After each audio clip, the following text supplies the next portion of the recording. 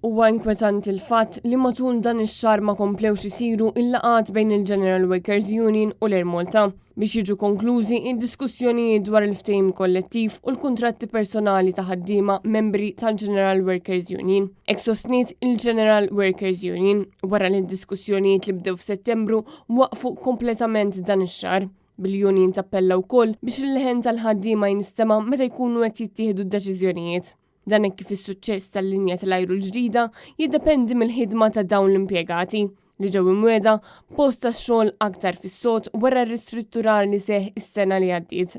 Il-General Workers Union appellat ukoll għal ftehim ġust li ma jħallix flamma li l-min baqa' jaħdem biex l-Ermolta tibqa' għaddejja ħalli jinkisbu riżultati pożittivi fit-turiżmu. Il-General Workers Union insistit illi l-ħaddiema jistħoqilhom li jkollhom serħan il-moħħ sabiex ikomplu bil-ħidma li għandhom qudiemhom. L-Ermolta spiċċat ingħalqet mill-gvern ta' Robert Abela wara li l-istess gvern falla lill-linja nazzjonali. Tant li falla kompletament il-pjan li kien hemm biex l-Ermolta tiġi fuq saqajja, dan minkejja li l-eks Ministru Konrad Mizzi kien wieħed li qed tagħmel profitt.